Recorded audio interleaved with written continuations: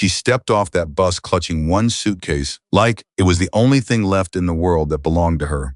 And the moment Ethan Walker saw her face, something in his chest cracked wide open before he even knew her name. He had signed papers. He had made a practical decision. He had told himself this was a business arrangement, nothing more. But the woman walking toward him across that parking lot wasn't walking toward him at all. From someone. And whoever that someone was, he had already sent a message that morning to say he was coming. If this story already has your heart, hit subscribe, leave a comment telling me what city you're watching from, and let's see how far this story travels together. Ethan Walker had not cried since the day they buried his mother. He wasn't the kind of man who cried, the kind of man who fixed things, fences, engines, broken water lines at 3 a.m. when the temperature dropped below zero and nobody else was coming. He fixed things because fixing things was the only language he had ever learned to speak fluently. Feelings were another matter entirely. Feelings were something that happened to other people, people who had the luxury of sitting still long enough to let them catch up. Ethan never sat still long enough. He had built a life out of motion up before sunrise, working until dark, collapsing into a bed that was too large for one person, and waking up the next morning to do it all again.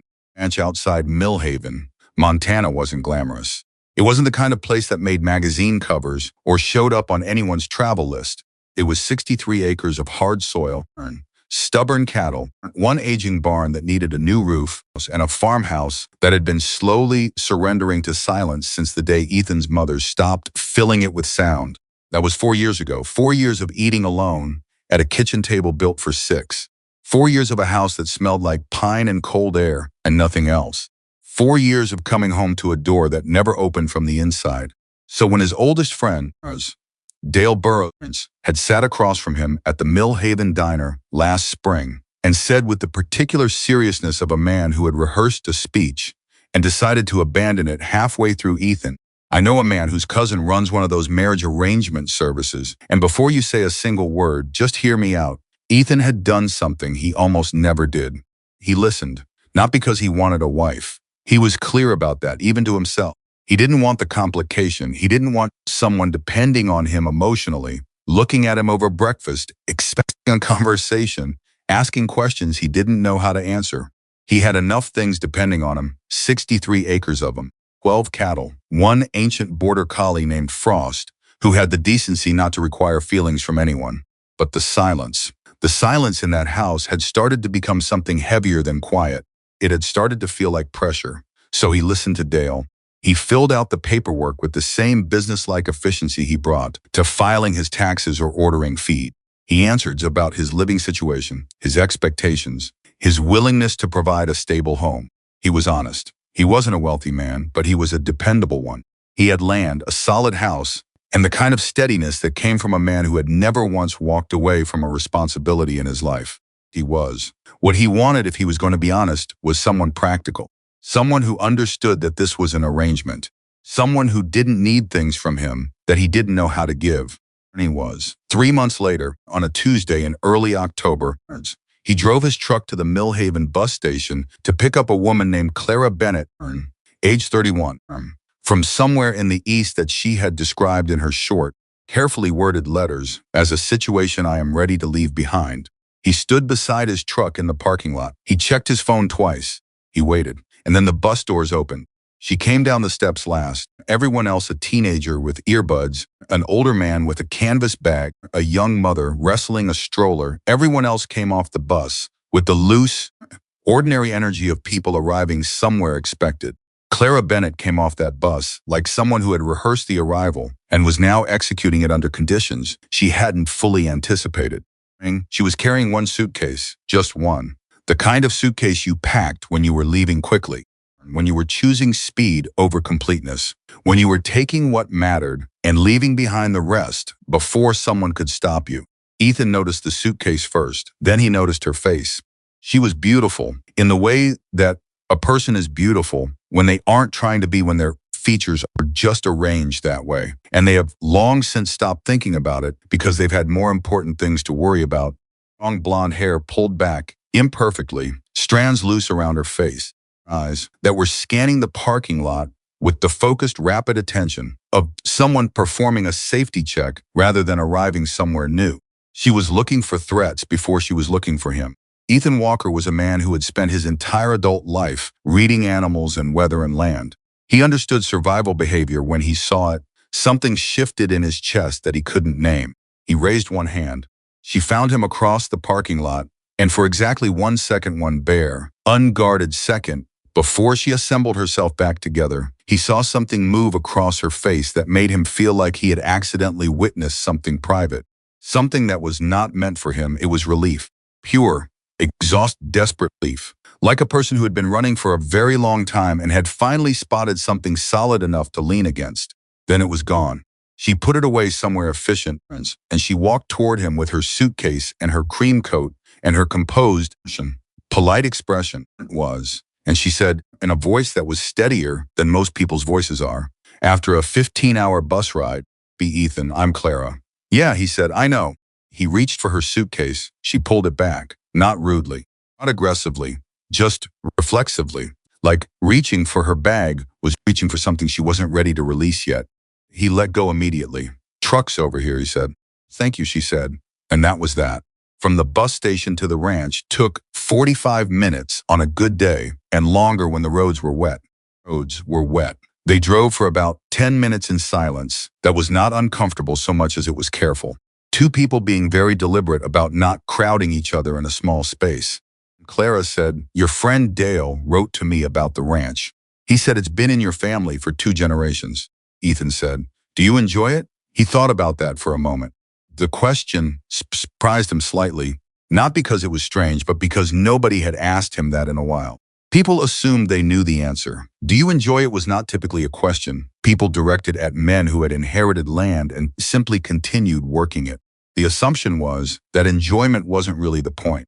"I don't know if enjoy is the right word," he said. "I understand it. It's the only place I've ever felt like I knew what I was doing." I was quiet for a moment. "Then, that's actually a very good thing to have." Something in how she said it made him glance at her briefly.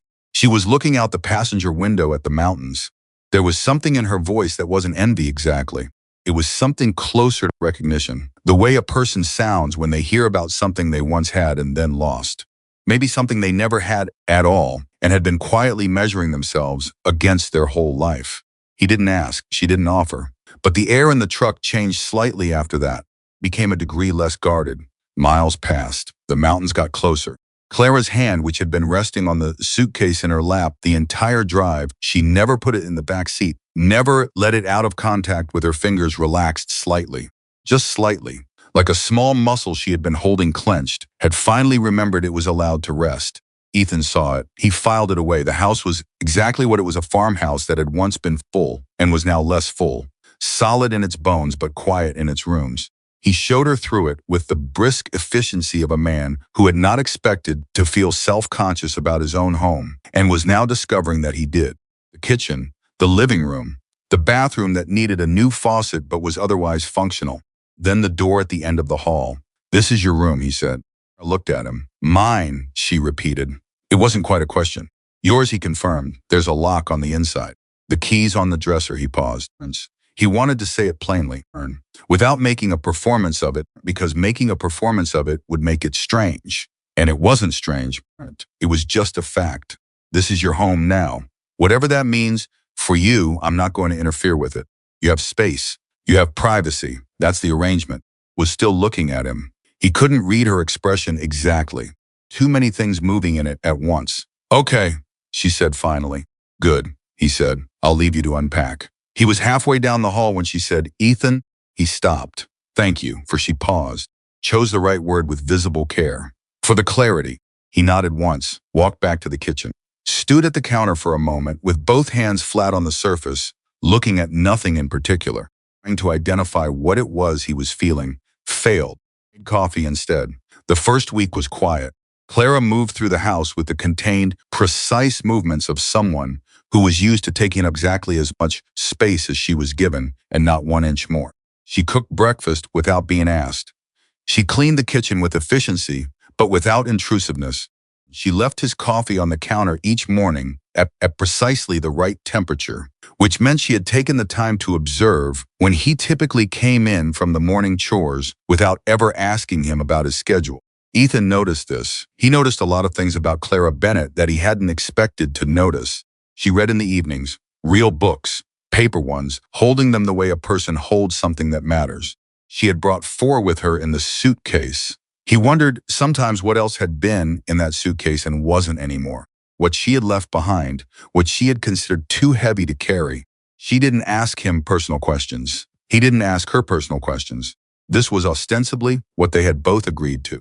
Practical arrangement, shared space, mutual respect. Nothing more complex than that. But then Thursday happened.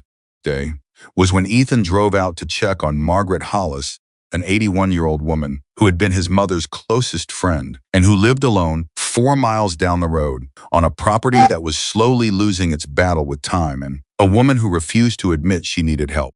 Asked, without looking up from her book, "Where are you going?" "Check on a neighbor," he said. "Can I come?" He paused. He hadn't expected that. "Sure," he said. Margaret Hollis opened her door and took one long look at Clara and said, "Well, thank God. Someone finally sent that boy some decent company." Clara laughed. It was the first time Ethan had heard her laugh. It was the kind of laugh that a person produces when they have briefly forgotten to be careful, when something genuinely catches them off guard, and the real response slips out before the controlled one can replace it. It was a good laugh, warm and sudden and entirely unself-conscious. It lasted maybe 3 seconds. Then Clara composed herself and shook Margaret's hand and said something gracious and appropriate. Ethan stood there for a moment in Margaret's doorway, and he thought, there she is. Whoever she actually was underneath all that careful composure for 3 seconds, he had seen her. He wanted to see her again. Margaret's kitchen roof was leaking. The bucket in the corner told that story clearly enough. Ethan assessed it, told Margaret he'd come back Saturday with materials and fix it, and Margaret argued for exactly as long as she always did before accepting. While they were talking, Ethan noticed that Clara had drifted into the kitchen and was quietly, without comment or announcement, reorganizing the contents of Margaret's refrigerator, moving things that had expired, consolidating leftovers into fewer containers, making space. Margaret noticed him noticing. "Your wife," Margaret said quietly, "has good hands." Ethan looked at her. He almost said, "She's not really my wife." Were right there. He didn't say them. "Yeah," he said instead. On the drive back, Clara was looking out the window again. In that way, she had not seen the scenery so much as resting her eyes on it while thinking about something else entirely. "You fix her roof every year, don't you?" Clara said. It wasn't quite a question. "Twice a year," he said. "Sometimes 3 times if the winter's bad." "Does she know that?" "She knows I show up. She's smart enough not to ask for a complete accounting." Smiled, not laughed, smiled. A smaller, slower thing. "Kind. It's practical," he said, which was what he always said. Clara turned to look at him for the first time in the drive. Without the scanning the horizon's quality her gaze usually had, just looking at him. "It's both," she said. He drove, but something had shifted in the truck again. Saturday, Ethan came in from the barn at noon to find Clara on the phone in the kitchen. She had her back to him. Her voice was low and controlled, but her hand, the one not holding the phone, was flat against the counter in exactly the same posture he had caught himself standing in on her first night. Hands pressed down, like she needed the surface to hold her in place. He stopped. He should have made noise, should have let her know he was there. He heard her say, "I told you, I'm not discussing this." A pause. "I understand that, but I'm not another pause longer." When she spoke again, her voice had dropped another register, harder, the composure compressed into something denser and more brittle. "Call this number again." She ended the call. Stood there for a moment, with her hand still on the counter. Then she turned and saw him in the doorway. Neither of them said anything for a moment. Straightened, put her phone in her pocket. "How was the barn?" he said. She nodded. She moved past him toward the hallway. She stopped, but didn't turn around. "You don't have to tell me anything," he said. "I want you to know if something's wrong, you can tell me." A beat, then another. "I know," she said. She walked to her room. The door closed. Not hard, not loud, just closed. The sound of a person retreating to the one space that was entirely hers. He stood in the kitchen, that pressure in his chest again. He didn't know what to do with it, so he went back out to fix the fence along the east pasture and worked until his hands ached and the sun was almost gone. 10 days in, he woke at 4:30 as always, pulled on his boots in the dark, and walked to the kitchen to find that the coffee was already made and Clara was already at the table. She was not reading. She was sitting with both hands around a mug, staring at something on the table in front of her. Not something, her phone. "Clara," he said. She looked up. Her eyes were not red, not swollen, not the aftermath of crying, but something adjacent. The look of a person who had spent the night very, very close to an emotion without actually crossing into it. "I'm sorry," she said. "I couldn't sleep." "Don't apologize," he said. He poured his coffee. He sat down across from her instead of at his usual chair at the head of the table. He sat across from her and he didn't say anything. He just was there, drinking his coffee, present, undemanding. Clara looked at him. She seemed to be running some kind of internal calculation. Then she turned her phone over on the table and pushed it toward him. One message on the screen. From a number with no name attached. "You can run west, but you can't disappear." Ethan read it.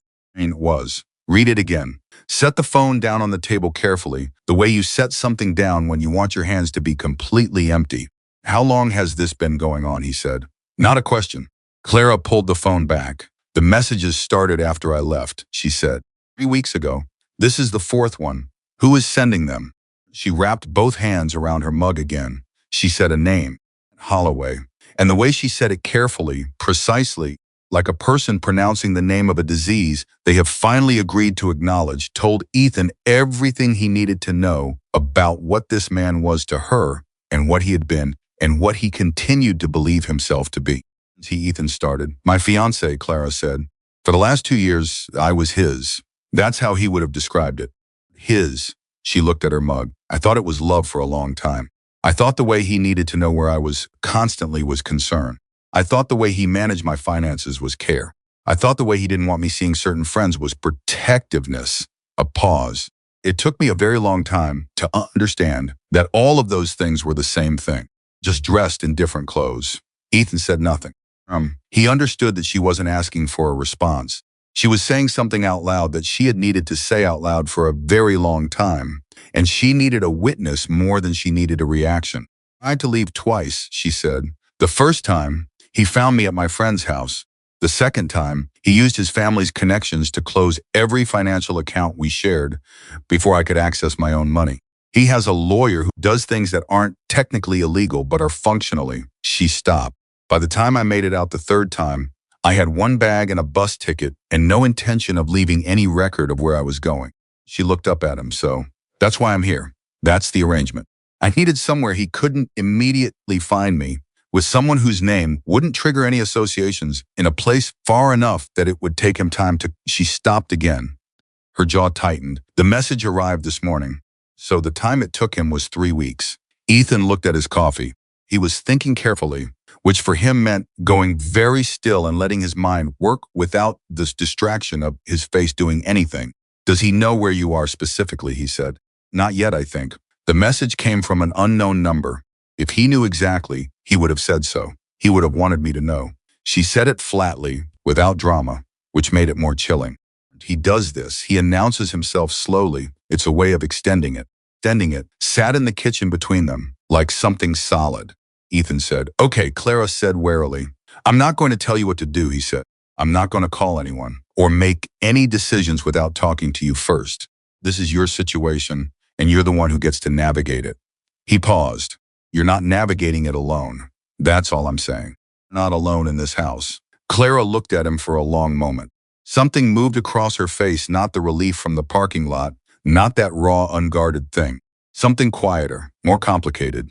The expression of a person who has heard words like "I'll protect you" so many times from so many people who meant something entirely different by them that they have become almost allergic to the sound. Who is listening anyway? Who is listening because something about the delivery is different this time, and they can't quite explain why? "Thank you," she said. "Go back to sleep if you can," he said. "I'll be in from the barn around 7. He stood up.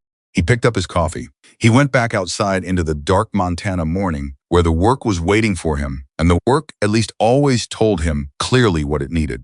But the weight in his chest followed him out, and this time he identified it. Sure. Something closer to fury, quiet, controlled, and very patient. 2 days later, Rose showed up at the ranch, the way Dale always showed up, without calling ahead, with coffee from the diner, and with the expression of a man who had information and wasn't sure yet how much of it to volunteer. He and Ethan stood in the yard. Clara was inside. I heard something, Dale said. Tell me. Someone in town asked about new residents. Nothing aggressive, just asked the woman at the post office whether anybody new had moved into the county recently. Dale wrapped both hands around his coffee cup. Post office woman doesn't give out personal information. She mentioned it to Roy, and Roy mentioned it to me because Roy knows I know everything and always has. Ethan said nothing. Could be coincidence, Dale said. No, Dale agreed. Probably not. They stood there. A horse moved in the corral. The wind came down off the mountain with the particular sharpness that meant the temperature was going to drop before nightfall. How long do you need? Dale said. Ethan thought about it. Now, just someone who knows, he said. That's enough for right now. Dale nodded. He didn't ask more questions. This was one of the things Ethan had always valued about Dale Burrows. The man understood the difference between information and noise, and he didn't generate noise when silence was what the situation called for. She's good people, Dale said as he got back in his truck. I could tell that from her letters. Ethan looked at the house. He said, she is. Dale drove away. Ethan stood in the yard a moment longer. He was. Then he went inside. Clara was at the kitchen table with her reading glasses on, working through a column of numbers in a ledger she had found in the desk, his ledger. Ranch accounts he kept in the most aggressively disorganized system a functioning business had ever survived on. She had, without asking, begun organizing it. You don't have to do that, he said. She said, without looking up. You're losing about $800 a quarter to billing errors. Found 3 invoices that went out with the wrong amounts. He came and looked over her shoulder. She was right. I did the bookkeeping for my father's business when I was 19, she said, making a notation. I'm good with numbers. You might as well use it. He looked at the back of her head, the pencil in her hand moving with quick, confident precision. Thank you, he said. It's practical, she said. He almost smiled. She was using his language back at him. He went to start dinner 3 weeks in, and the ranch, the 63 acres that had been pressing down on him from the inside out for 4 years, started to feel different. Not lighter exactly. The work was the same work. The cattle were the same cattle. The fence still needed posting in the east corner, and the barn roof was developing an attitude that would need addressing before deep winter. Ethan started coming home earlier. Not much earlier. 20 minutes. 30. Just enough to come through the door while the kitchen still smelled like dinner being made rather than dinner being finished alone. He told himself it was because the days were getting shorter. He told himself it was because the work was naturally slowing for the season. He was lying. He was coming home earlier because Clara was there, because there was a light in the kitchen window when he came across the yard, and it was a different kind of light than the one he used to leave on for himself. A light that meant the house was occupied by more than one person. A light that meant that when he opened that door, something would happen. Something as small as hello, or dinner's almost ready, or I found something in that east fence invoice that you need to look at. Something, just not silence. He didn't say any of this to Clara. He wasn't sure he could have, in words. He wasn't built for that kind of sentence. But one evening, a month in, he came in from the barn to find Clara at the stove, and he said, without planning to say it, without rehearsing it, without any particular intention, I'm glad you're here. She turned, she looked at him. He immediately felt self-conscious about having said it, and he was about to say something deflecting and practical to cover the moment, but then Clara said, I'm glad I'm here too. And she said it simply, without decoration, without the careful, composed quality that had been present in most of what she said to him for the first weeks. Just the plain truth of it. He nodded, turned to wash his hands at the sink. Reflection in the dark window over the sink was he would not have described it as smiling exactly. Something in the vicinity of it. Something that his face was doing without his permission. He let it do it. 5 weeks in, the message came again. This one was not to Clara's phone. This one arrived at the Millhaven post office as a piece of mail addressed to current resident, Rural Route 4, Millhaven, MT. He was. The woman at the post office brought it to Dale because she was a sensible person who understood that this was not normal mail. Dale brought it to Ethan. Ethan stood in his kitchen and read it. I always find what belongs to me. Give her my regards. He read it twice. He put it on the table. He heard Clara's footsteps in the hallway, coming toward the kitchen. He almost picked the letter back up, almost put it somewhere she wouldn't see it, almost made a decision for her without consulting her.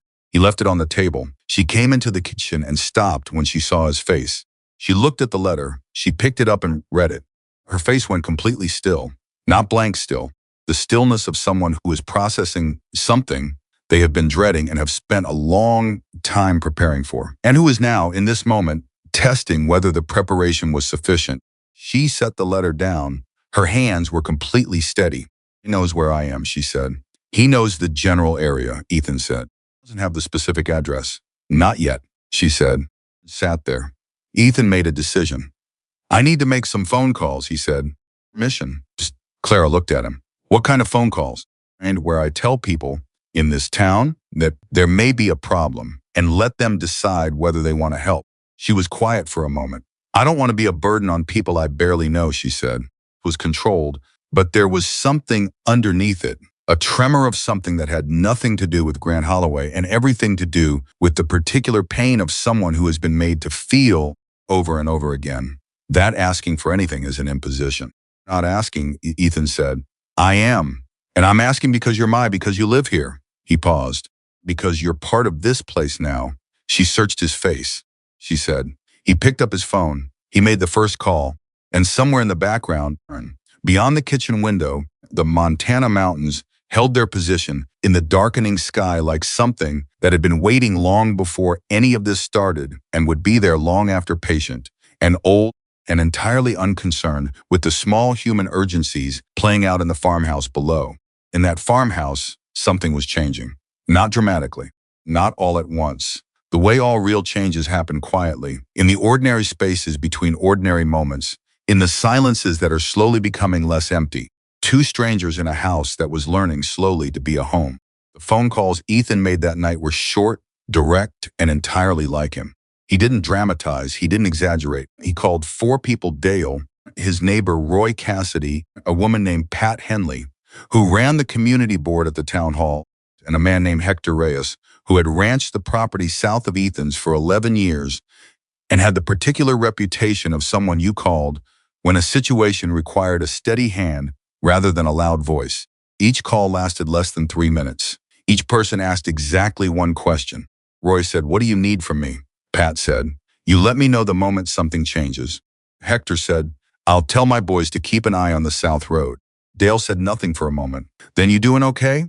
"I'm fine," Ethan said. "That's not what I asked." Ethan looked at the hallway. Clara's light was still on under her door. "I'll call you if anything develops, Ethan." "Good night, Dale."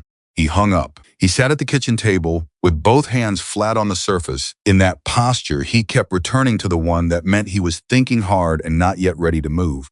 The letter was still on the table. He folded it once, carefully, and put it in the drawer next to the utility bills. Evidence. The word arrived in his mind with quiet authority. Garbage. Evidence. Then he went to bed. He did not sleep particularly well, but he had stopped expecting sleep to be easy a long time ago. He lay in the dark and listened to the house and noted, without analyzing it too deeply, that knowing Clara was in the next room made the house sound different, less empty, like a building that had been holding its breath for 4 years had finally exhaled. He was up at 4:30. Coffee was already made. Clara was already at the table. She had the ranch ledger open again, but she wasn't working. She was just sitting with it open in front of her, the way a person holds something familiar when they need something familiar to hold. "You didn't sleep either," he said. "No." He sat down across from her with his coffee. He didn't say anything for a moment. The early morning silence of the ranch had a specific texture, the cattle moving in the corral, wind off the mountain, the old house making its small structural adjustments to the cold. Claire was listening to it. He could tell she was learning it, cataloging the sounds the way a new person catalogs the sounds of a house to distinguish normal from not normal. In the dark, whether what she heard was the house or something else, he understood that he had done the same thing every night for 4 years after his mother died, when the house went from full to empty, and every settling beam sounded like something it wasn't. "He's not going to get close to you," Ethan said. Clara looked at him. "You can't promise that." "No," he agreed. "But I can tell you that there are 8 people in this county who know your situation now, Every one of them has been here long enough to know exactly what happens when someone comes into their community and tries to use money and power to push people around. He paused. It doesn't go the way that person expects. Clara was quiet. Not used to people doing that, she said finally. Closing ranks. I'm used to people doing the opposite. Stepping back, not wanting the trouble. Different kind of people out here, Ethan said. Just as a fact. Clara looked at him for a long moment.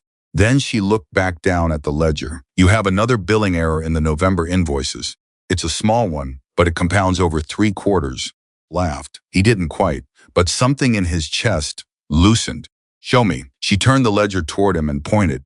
Her finger landed precisely on the problem without any preamble or explanation. And he looked at it and immediately saw what she meant. And there was something almost comically grounding about sitting in his kitchen at 5 in the morning, worrying about an invoice error while the Montana mountains waited outside in the dark, entirely indifferent to the complications of human beings.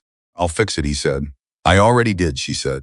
I just wanted you to see it. He looked at her. She had the smallest trace of something at the corner of her mouth, quite a smile, the suggestion of one, the shadow of one. Thank you, he said. It's practical, she said. And this time he did smile. He felt it happen and didn't try to stop it. Clara looked at him briefly directly and then back at the ledger, but her expression shifted slightly. The careful composure she wore like a second skin developed the faintest crack. Not a collapse, just a hairline fracture. The kind that happens when a person encounters something they didn't expect and doesn't have time to fully armor against.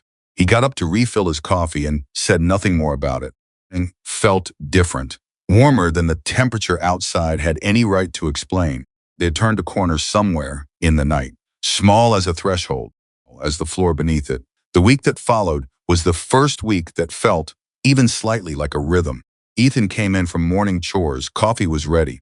Sometimes they talked, sometimes they didn't. Clara had started leaving for town 2 or 3 times a week. She had found the community board office where Pat Henley worked, and she had begun volunteering there in a capacity that Pat described to Ethan at the gas station one afternoon as the best thing that has happened to this office in 6 years, and I am not exaggerating. What's she doing there? Ethan asked. She organized the entire filing system in 2 days, Pat said. She's helping 3 families with their benefit applications. She knows the forms, Ethan. She knows exactly how to fill them out and what documentation to include and what language the reviewers need to see. Did you find this woman? She found me, he said. Pat gave him a look over the top of her glass that he had been receiving from Pat Henley for approximately 35 years and had never once successfully decoded, she said, and walked back into her office. Ethan stood on the sidewalk outside the community board building for a moment. He had known intellectually that Clara was capable. The letters, the ledger, the way she moved through the ranch with that quiet efficiency. He had known it in the way you know something when you observe it at close range.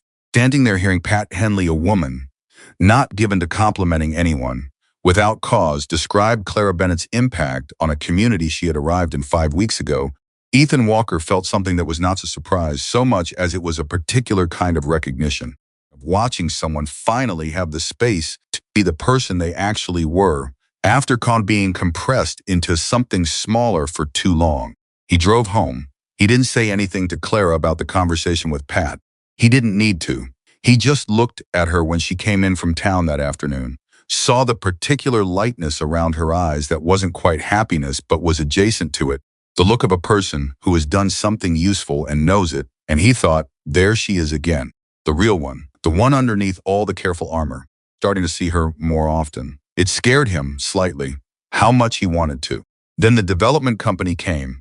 Their name was Westfield Land Partners, and they had been buying up parcels across the western county for 2 years with the specific patient methodology of a predator that has learned to eat slowly. They had already purchased 4 properties bordering Ethan's land, and the man they sent to discuss the situation, a smooth, prosperous-looking individual named Curtis Webb, who wore the wrong kind of shoes for a ranch visit and seemed unaware of this, arrived on a Thursday morning with a folder of paperwork and the confident smile of a man who had never yet been told no by anyone who couldn't afford to say it. Ethan met him in the yard. Clara watched from the kitchen window. She couldn't hear the conversation. She didn't need to. She had spent 2 years with a man who used that exact posture, the easy stance, the extended hand, the smile calibrated to convey both warmth and authority simultaneously, and she knew precisely what it communicated. I am the kind of man who gets what he wants, and I would very much like you to understand that before we begin discussing terms. She watched Ethan take the folder, look at the first page, close it, and hand it back. She watched the man's smile adjust. Ethan say something short. She watched the man try the smile again, at a slightly different setting. She watched Ethan point at the gate. The man stood there for a moment, recalibrating, visibly, and then he walked back to his car with the particular stiffness of someone preserving his dignity under pressure, and he drove away. Ethan came back inside. Who was that? Clara asked.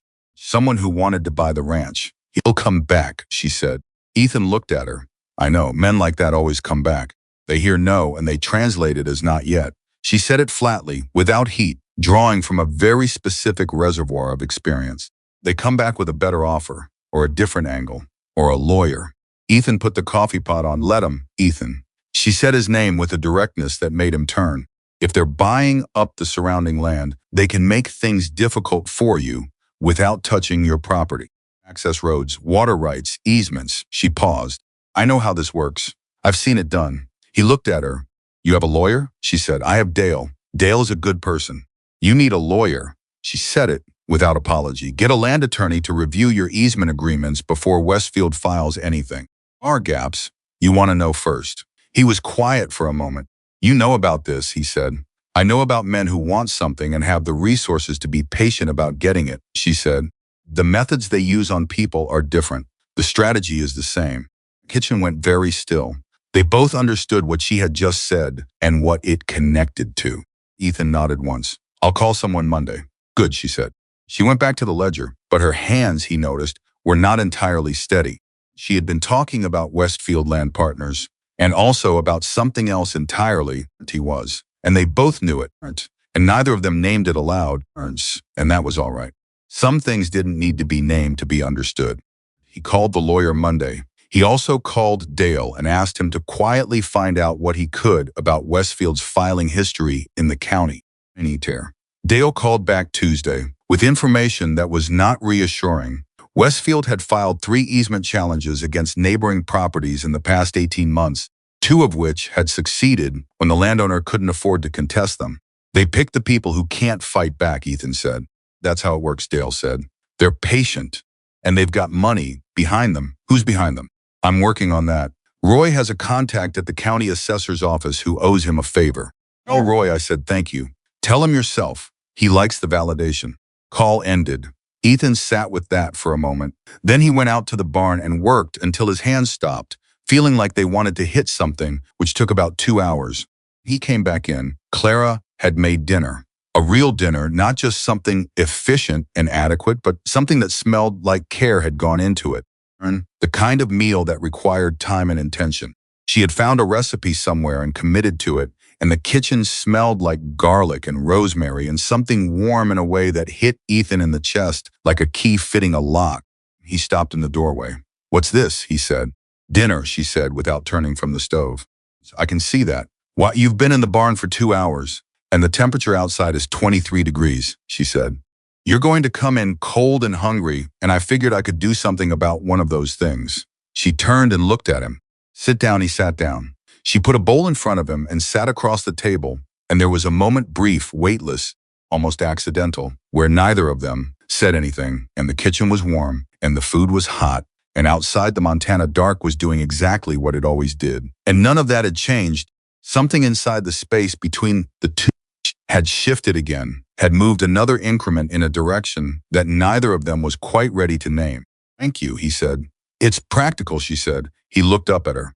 She was smiling, actually smiling, not the careful near smile, not the ghost of one, a real and unguarded smile, warm and slightly wry and entirely beautiful, and it transformed her face in a way that made Ethan Walker, who was not a man who got caught off guard by things, get caught completely off guard. He looked back down at his bowl. He ate. The silence between them was no longer the silence of 2 strangers. It was something else, something that had texture and warmth and the specific quality of a silence that exists between 2 people who have stopped needing to fill every moment with proof that they were comfortable. That was when Ethan understood something he hadn't understood yet. He wasn't dreading going home anymore. He had been dreading going home for 4 years. Not consciously, he was too practical for conscious dread. It had been there underneath everything, the low-grade resistance to walking through a door that opened into silence and stayed that way. He had mistaken it for the ordinary weariness of a working man. But it wasn't weariness, it was loneliness, and it was getting better. Realization arrived quietly, and then sat in his chest like a stone, not heavy, not painful, just very present. Very real. He didn't say any of this, but something in the way he looked up from his bowl caught her eye for a moment, and then looked back down. Something communicated. He wasn't sure what. He wasn't fluent enough in this particular language to know. Across the table, Clara's hands around her own bowl loosened fractionally. Like a grip she had been maintaining by habit finally eased. She felt it too. Whatever it was, she felt it. A week later, the snowstorm came. Arrived the way Montana storms arrived, not gradually, not politely, but as a fact. The sky went the color of concrete, and the temperature dropped 11 degrees in 2 hours, and by 3 in the afternoon, it was clear that nobody was going anywhere for the next 24 hours at minimum. Ethan brought the cattle in from the east pasture. Helped. He hadn't asked her to. She had simply appeared in appropriate layers door and said, "Tell me what to do." And he had told her, and she had done it with the particular competence of someone who had done physical work before and wasn't precious about it, who understood that a scared animal needed a calm person more than it needed technique. By the time the storm arrived in full, they were inside, the cattle were secured, and the power had flickered twice. They ate dinner by the stove. Clara had made something quick and warm because the situation called for efficiency rather than ambition. And they sat at the kitchen table with the storm pressing against the windows and the house doing its job, which was holding. "Afraid of storms?" Ethan asked. "No," Clara said. "I like them, actually." She paused. "I like knowing exactly where I am. Storm comes. There's no ambiguity about it. Inside or you're outside. You're prepared or you're not." A pause. Hated storms. He hated anything he couldn't control or predict. She said his name without flinching. That was new. 2 weeks had produced a kind of hardening. Not bitterness, not anger exactly, but a compression of something loose into something denser. Something more load-bearing. "What was he like?" Ethan said, "before you knew what he was." She was quiet for a moment. "Attentive," she said. "He paid attention to everything. I liked what I wanted. It felt like being seen." She turned her mug in her hands. "It took me a while to understand that it wasn't love. It was research. He was learning what I valued, so he knew what to take." Knocked against the window. Ethan said nothing. "My mother told me he was a good man," Clara said. She believed it. She believed it because he was charming and successful, and because she wanted to believe it. Sometimes people want to believe something so much that they build a very convincing argument out of very thin material. She paused. "I built that argument with her for 2 years. "You were young," Ethan said. "I was 29, she said. "That's not particularly young. Young enough not to know yet that some people are very good at being whatever they need to be until they've got what they want," he said. "That's not naivety. That's just not having encountered that specific thing before." She looked at him. "How do you know so much about it?" she said. Not accusatory, genuinely curious. He thought about that. "My father," he said. Not the same situation. But he was good at being what people needed to see until he'd secured what he wanted. Deals, friendships. He could perform sincerity very convincingly. He turned his own mug. "I watched my mother be taken in by it for 30 years. By the time she understood what was happening, she'd organized her whole life around keeping his version of things intact. It was easier to maintain the story than to face what the story cost her." It was very still. "I'm sorry," she said. "She loved him," he said. "I think she genuinely loved him. I think it's possible to love someone and also have that love be the thing they use against you. I don't think those two things cancel each other out." Settled into its rhythm outside. The house held. They sat there in the quiet for a long while. Two people who had arrived at the same kitchen table from completely different directions and found, at the bottom of very different experiences, something recognizable in each other. "He never hit me," Clara said. Not to clarify, not defensively. Just as a truth she needed to say out loud. "I think some people imagine that if it wasn't physical, it wasn't." She stopped. Again. "But fear is fear. Controlled is controlled. For the last year of our relationship, and I didn't have a name for it because it didn't look like what I'd been taught danger looks like. Ethan said, whatever name it has. She nodded once. Then she picked up her mug and stood. I think I'm going to sleep, she said. The storm sounds like it'll break by morning, he agreed. She paused at the kitchen doorway. Hand rested on the frame for a moment. She didn't turn around. But she said, Ethan, thank you for telling me about your father. He nodded, though she couldn't see it. Thank you for telling me the rest. She went down the hallway. Her light stayed on for 20 minutes and then went dark. Ethan sat at the table a while longer, listening to the storm. He was thinking about what she'd said, about fear and names, and the way certain kinds of damage didn't look the way people expected it to look. He was thinking about his mother. He was thinking about the 4 years of silence in this house and the specific shape of that silence, not neutral, not peaceful, but the silence of someone who has decided that being alone is safer than risking another arrangement that ends in loss. He had made the same calculation Clara had, just in a different direction. She had tried love and found control. He had tried nothing and called it sufficient. Neither of them had been right. He got up, turned off the kitchen light, and went to bed. He slept better than he had in a month. The storm broke by 9 the next morning, as Clara had predicted.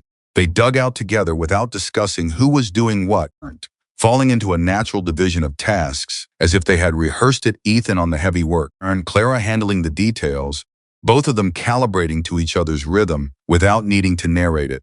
Halfway through, clearing the path to the barn, they had an argument. First real argument. It was about the cattle, and specifically about the way Ethan planned to move them back to the east pasture. And Clara's assessment, delivered practically, without softening, that the eastern gate was compromised and moving the cattle that direction would create a situation. Ethan said, the latch has been sticking, she said. I've watched you force it 3 times this week. I know my equipment. You know, your equipment has been working fine for 20 years, and you're giving it the benefit of the doubt on the basis of history, she said. That's not the same as it being fine right now. He looked at her. I'll check the latch, he said. I already checked it, she said. It needs replacing. I put it on the supply list. He stared at her for a moment. You put it on the supply list. A beat. No, he said. Good. She turned and went back to clearing the path. He stood there for approximately 5 seconds, long enough to note that he had not, in recent memory, lost a minor argument with this kind of efficiency. And then he went to check the eastern gate. The latch was compromised. She was right. He replaced it that afternoon and didn't say anything about it. But at dinner, he put a second piece of cornbread on her plate without asking, and she looked at it and then at him, and he looked away and she ate it. The closest thing to an apology either of them was going to manage. They both understood that. They accepted it. 3 days later, the message came that changed everything. Not to Clara's phone this time. Not to the post office. This one was delivered to Dale Burrows at the diner at 7 in the morning by a man in a rental car who left it on the counter and drove away before Dale got a good look at him. The envelope was addressed to Ethan Walker. Inside was a single photograph coming out of the Millhaven Community Board office, taken from across the street without her knowledge. The photograph was clear and recent. She was wearing the gray coat she'd bought at the hardware store 2 weeks ago, the one with the broken button on the left cuff that she hadn't replaced yet. On the back of the photograph, in handwriting that pressed hard enough into the paper to leave marks, she needs to come home. Dale drove to the ranch. He handed the envelope to Ethan without a word. Ethan read it, looked at the photograph for a long time, set it on the table. Clara came in from the hallway and looked at Dale's face, which was not a face that hid things well, and then she looked at the table. She picked up the photograph. Her expression went through several things in quick succession: recognition, the sick cold drop of a fear confirmed, then something harder. Something that was not fear at all. A specific focused anger that settled over her features with the quiet authority of a decision being made. She set the photograph down. He had someone watching the community board, she said. Her voice was level. Yes, Dale said. Which means he's had someone in Millhaven for at least 2 weeks. She stood very straight. He's escalating. She said it clinically, the way Samsa describes a weather pattern when they've stopped being surprised by bad weather. This is what he does. He escalates until the other person breaks and comes back, or until he has enough information to make leaving impossible. She looked at Ethan. He thinks I'm alone. He thinks you're just a name on a piece of paper. Let him think that, Ethan said. Something moved in her eyes. What are you planning? Nothing yet. he said. Right now I'm planning for him to keep believing whatever he believes while we make sure it isn't true. He looked at Dale. Who do you trust at the sheriff's office? Strand, Dale said immediately. Years. Honest as they come. Call him. Tell him we may have someone conducting surveillance in town. Give him everything yet. Just enough to get eyes open. Dale nodded. And Dale, Ethan said, don't tell anyone else yet. Understood. Dale left. Ethan and Clara stood in the kitchen with the photograph between them on the table. Clara was the one who moved it. She picked it up again, looked at it for a long moment, really looked at it, the way you look at something you are deciding how to feel about, and then she placed it very deliberately in the drawer where Ethan had put the first letter, the evidence drawer. She turned to him. I'm not going back, she said, a trembling declaration. It was a statement of fact delivered in the tone of someone reporting the temperature or the time. I want you to know that. Whatever happens next, that's not an option. I need you to know that going in. I knows, he said. I'm serious, Ethan. He's going to come here. He's going to show up and he's going to have lawyers and he's going to have whatever story he's constructed about this situation. And he is very, very good at making his version of things sound reasonable. Her jaw was set. I need you to know that before you hear his version. Ethan looked at her steadily. Clara, I've seen the letters. I've seen the photograph. I've heard your voice when his name comes up. I don't need his version. She stared at him. Something happened in her eyes. Not tears, she was not crying. But her eyes went bright with something that was not composed, that was not the careful woman who had come off that bus with one suitcase and her composure perfectly assembled. It was something rawer and more fundamental. The look of someone who has said, please believe me in 1,000 different ways for a very long time and has just heard, without qualification or caveats, the answer they stopped expecting. She looked down, collected herself, looked back up. She said, okay, he said. He turned to put the kettle on.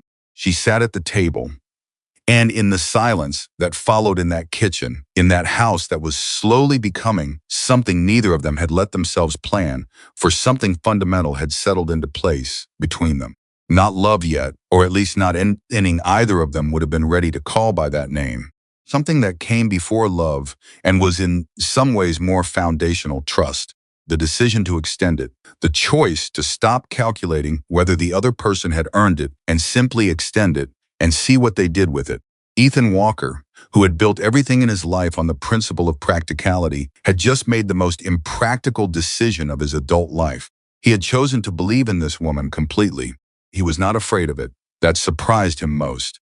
The next morning, he came in from the barn to find Clara at the kitchen table, with 3 people he had not invited: Margaret Hollis, Pat Henley, and a woman named Susan Reyes, who was Hector's wife and who had a reputation in the county for being the person you called when a situation needed someone level-headed and impossible to intimidate. They were drinking coffee and talking in the quick, purposeful way of people who had already agreed on the basics and were working out the details. I looked up when Ethan came in. I called them, she said. I hope that's all right. He looked around the table. Margaret Hollis caught his eye and gave him the look she'd given him when he was 7 years old and had done something she'd already predicted he would do. Faintly proud. Of course it is, he said. I've been thinking, Clara said. Grant has resources. He has money and lawyers and a man watching from a distance. She placed both hands flat on the table. What I have is this community. What I have is this town. She said it with a quiet fierceness that was entirely new, different from the controlled composure of the past weeks. This was not Clara managing herself. This was Clara deciding. I'm not going to wait for him to choose the ground. I want to choose it first. Ethan pulled out a chair and sat down, he said. She told him. And at the table, 3 women who had lived in Millhaven long enough to understand that community was not a sentiment, but a practice, a daily active, sometimes inconvenient choice, listened and nodded and added their own pieces to the plan. Outside, the mountains stood exactly where they always had. The cattle moved in the east pasture through the fixed gate with its new latch. And in the farmhouse that had spent 4 years, learning to be quiet, something loud and alive was happening at the kitchen table, and it sounded if you were standing outside in cold Montana morning listening, like people who had decided together that the situation was something they could handle. It sounded unmistakably like home. The plan Clara laid out at that kitchen table was not complicated. The best plans rarely are. She had thought it through the night before lying awake in the room that was hers, with the lock she had never yet needed to use but whose presence she had checked every night since arriving in the situation, the way she had learned to run it during 2 years of living inside Grant Holloway's orbit, understanding his patterns, mapping his logic, knowing that the most dangerous thing about a man like Grant wasn't his temper. It was his patience, his absolute certainty that time was always on his side because it always had been, spent 2 years learning his strategy from the inside. She intended to use that knowledge against him. He will try to isolate me first, she told the table. He comes himself, he'll test the edges, see who I'm connected to, see whether those connections are real or just surface. She looked at Pat. Ask around town about me. He'll try to find the weak points. Let him ask, Pat said. This town has been answering nosy questions from outside money for 30 years. We know exactly how much to say and what to leave out. He'll look for anyone who might be sympathetic to his version, Clara continued. He'll have a story. He'll say I'm emotionally unstable. I misunderstood the relationship, that I took things from him. Her jaw tightened. He has lawyers who specialize in building that narrative. I've seen them do it. Margaret Hollis set her coffee mug down with a deliberate clink. Honey, she said, in the tone of a woman who had survived 81 years of men with narratives. Let him tell his story. I have been in this county longer than most people have been alive, and I will personally testify to exactly what kind of person you are, which is the kind who shows up uninvited to organize my refrigerator. She said it without smiling, which somehow made it more powerful. Clara looked at her. For a moment, the careful composure developed that hairline fracture again.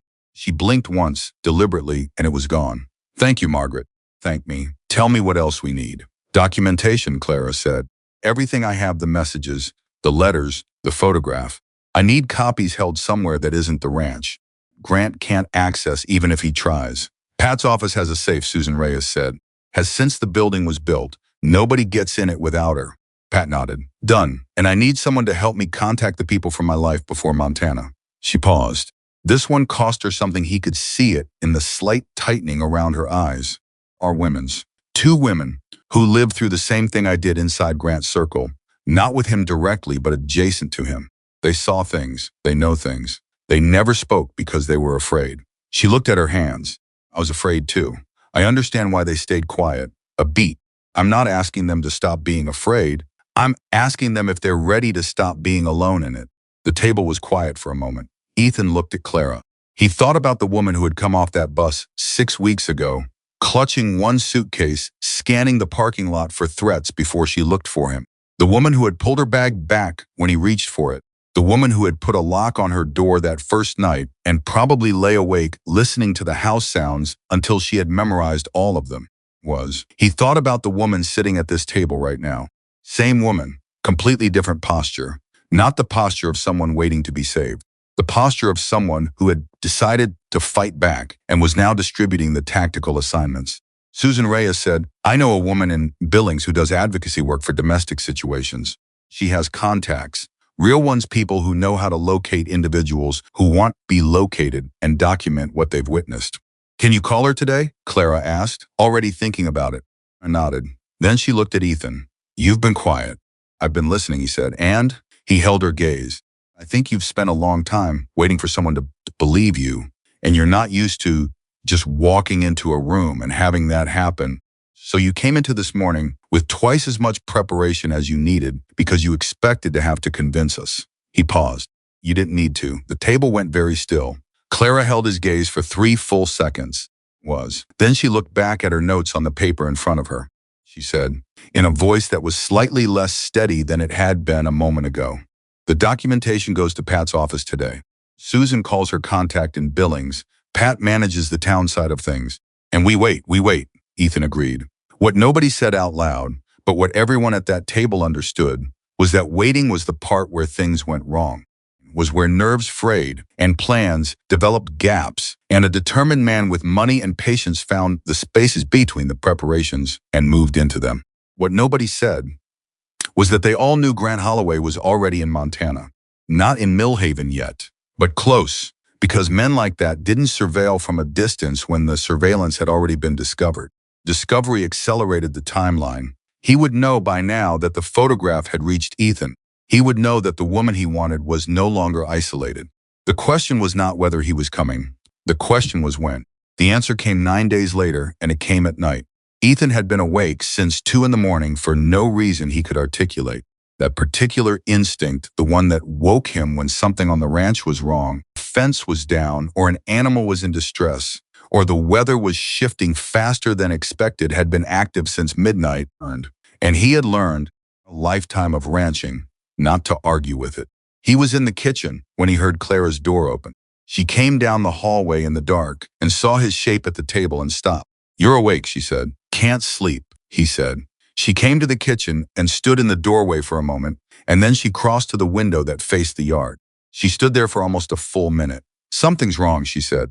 "Not a question. Maybe," he said. She turned. "Ethan, something is wrong." He was already standing. They went through the house room by room. Nothing disturbed inside. He checked the barn cattle fine, barn secure. He checked the truck, the supply shed, the eastern gate, everything where it was supposed to be. He came back inside and found Clara in the kitchen, and she was standing at the table, looking down at something with an expression that stopped him cold in the doorway. She was looking at the kitchen table. On the kitchen table, arranged in a careful row, were 6 photographs. All of Clara, not the one from the community board office, those were old. New, recent. Clara coming out of the ranch house in the yard. Clara walking to the barn. Clara through the kitchen window. Someone had been on the property. Someone had been watching from close enough to photograph her through the kitchen window.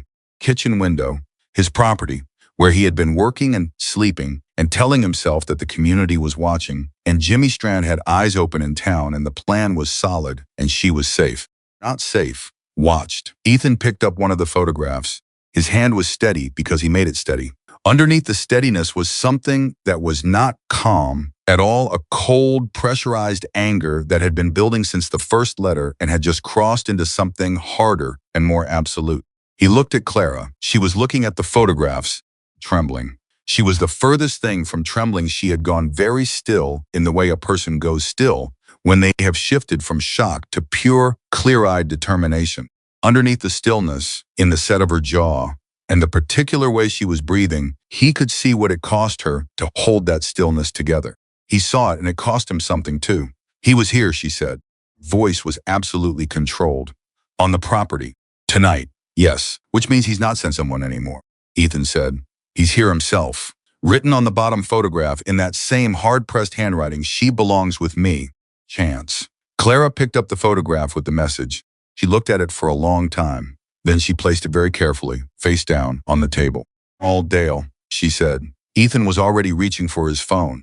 He called Dale first, then Jimmy Strand at the sheriff's office, then Hector Reyes, who picked up on the first ring like a man who had been sleeping with one ear open because he had been expecting exactly this call. Within 40 minutes, Ethan's kitchen had 5 people in it.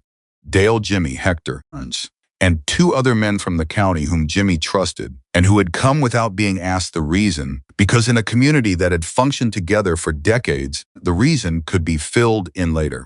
Stood at the kitchen counter and briefed them with the precision and composure of someone who had been preparing for this exact moment and was now executing the preparation.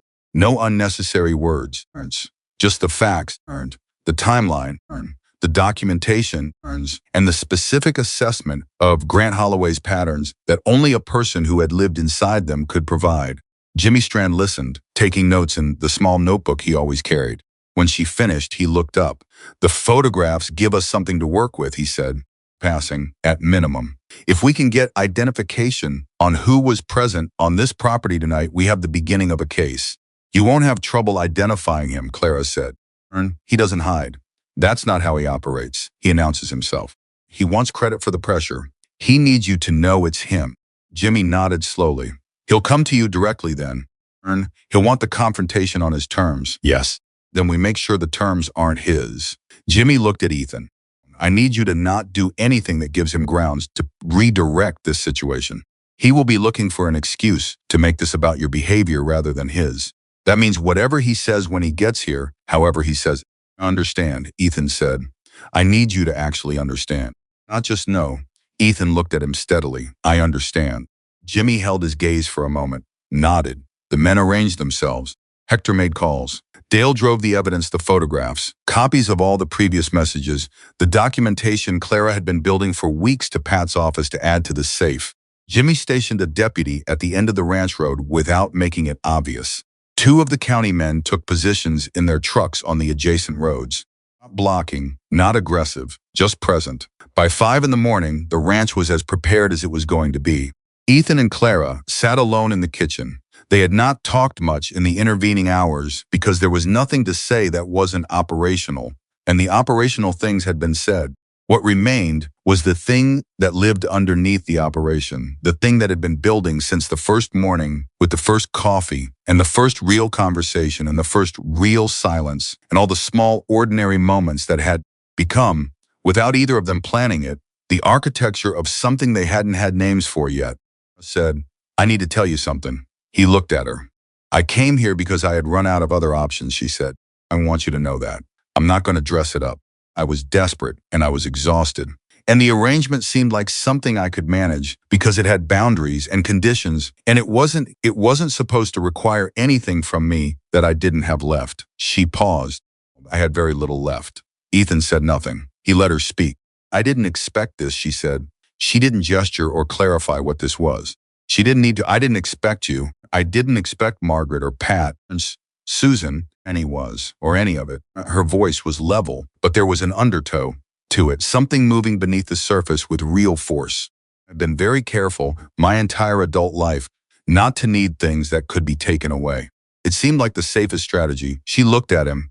"I think I need to tell you that that strategy isn't working anymore, and I'm not entirely sure what to do about that." Ethan looked at the table. He thought about the right thing to say. Then he decided that the right thing was the true thing, even if he didn't have the elegant version of it. "The same strategy," he said. "Different circumstances, same logic. If you don't need anything, nothing can be used against you." He paused. "I had this house and this land, and I told myself that was sufficient. Quiet was the same as peace." "It isn't," she said. He said, "It isn't." They looked at each other across the table. "I'm glad you're here," he said. And this time it carried more weight than when he'd said it before, because this time both of them understood exactly what it meant and exactly what it cost him to say it plainly. As composure developed its fracture again, wider this time, steadied. "I'm glad I'm here too." The kitchen held them in its warmth. Outside, the Montana dawn was beginning to make itself known at the edges of the sky, that gray-blue advance that came before the actual light, the announcement before the arrival. The day that Grant Holloway came to Millhaven was beginning. He came at 10 in the morning, and he came exactly the way Clara had predicted. Announced, deliberate, with two men behind him, driving a rented vehicle that was more expensive than anything else on the road. Clara knew the moment he arrived because Jimmy Strand called Ethan's phone before the truck reached the property gate. "He's coming up the county road," Jimmy said. 3 occupants. "He called ahead to the sheriff's office this morning. Had his lawyer contact us. Very polite, very organized." "He did," Clara said. She was standing at the kitchen counter when Ethan relayed this. She straightened. She was wearing the gray coat, the one with the broken button she had never replaced, and she had left it on since morning as if she had known she would need it. Her hair was back. Her eyes were focused and completely clear. She looked, Ethan thought, like someone walking towards something rather than away from it. Like someone who had spent years running and had finally, in this moment, planted their feet and turned around. "You don't have to go outside," he said. She looked at him. "Yes, I do, Clara. I spent 2 years letting other people decide where I stood and what I said and how I was allowed to respond." Her voice was quiet and absolute. "That ends today. I'm going outside," she paused. "I would like you to come with me." He held her gaze. "I wasn't going anywhere," he said. They went outside together. Grant Holloway stepped out of the rental vehicle, and he was exactly what he appeared to be, a handsome, well-dressed man in his early 40s with the easy physical confidence of someone who had never once doubted that he belonged in any room he entered. He was the kind of man who looked, at first impression, like someone you should probably trust, polished but not ostentatious, confident but not aggressive, reasonable. Clara had loved that impression once. She had believed it completely. She was immune to it now, in the way that a person is immune to a sickness they have survived. He looked at Clara and he smiled. The particular smile she recognized, warm, private.